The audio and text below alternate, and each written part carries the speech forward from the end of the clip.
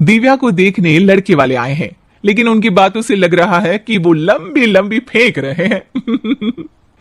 हमारे यहाँ 5 कार है, 7 बाइक्स है, फिर भी हम बस से आए हैं। वो क्या है ना कि हमें दिखावे का बिल्कुल शौक नहीं है। बड़ा नेक ख्याल है बेटा। लेकिन खुद की गाड़ी में बैठना दिखावा थोड़ी ना होता है। अरे हम दिल्ली से आए हैं, वहां पोल्यूशन बहुत है ना, तो हम गाड़ी में नहीं निकलते हैं। हाँ, ये उससे भी बड़ा नेक ख्याल है बेटा। लेकिन अगर आपको पोल्यूशन की इतनी चिंता है तो घर में 5 कार और 7 बाइक क्यों रखी है? अरे इतने पैसे हैं, फुर्सत में क्या करेंगे, कुछ ना कुछ खरीद लेते हैं। अभी पिछले ही हफ्ते एक हेलीकॉप्टर खरीदने का सोच रहा था। तो क्यों नहीं खरीदा?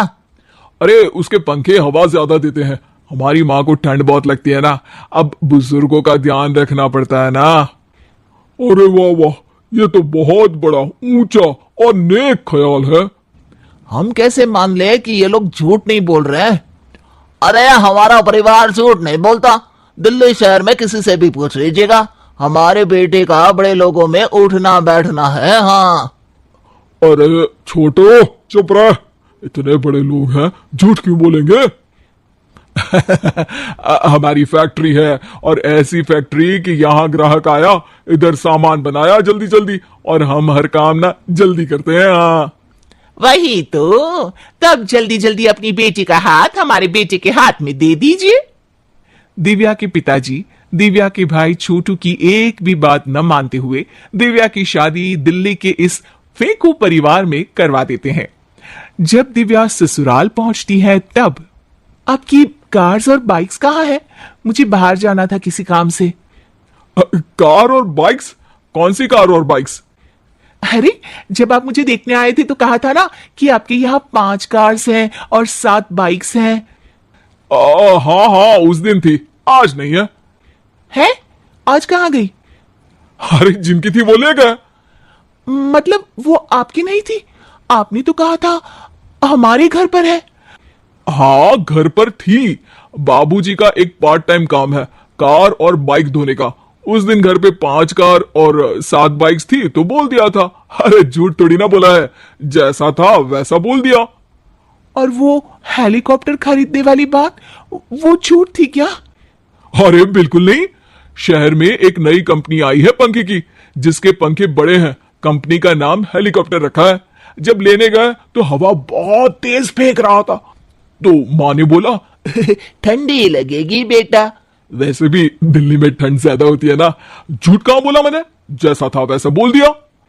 हे भगवान, और वो फैक्ट्री वाली बात, इधर ग्राहक आया उधर सामान तैयार।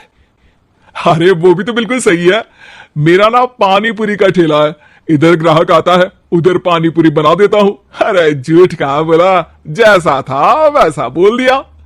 हे राम, मेरे तो कर्म फूट गए। आपने तो कहा था कि आप लोगों का बड़े लोगों में उठना बैठना है।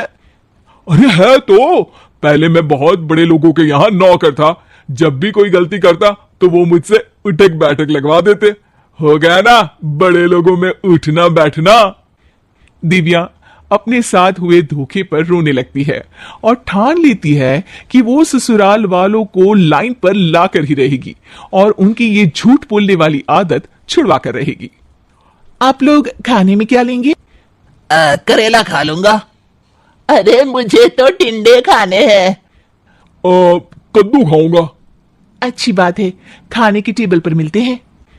शाम को जब सब खाने की टेबल पर मिलते हैं तो सब देखते हैं कि टेबल पर प्लेट्स में एक पूरा और कच्चा कद्दू रखा है, कच्चा करेला रखा है और कच्चे टिंडे भी रखे हैं। बहू ये सब क्या है? ससुर जी के लिए करेले, आपके लिए टिंडे और श्रवण जी के लिए कद्दू। अरे वो तो दिख रहा है, लेकिन ये पकाया क्यों नहीं है? आप लोगों ने पकाने को तो नहीं कहा था, बस मैंने पूछा था क्या खाएंगे, तो आपने ये कहा था कि करेले, टिंडे और कद्दू खाने वाले हैं।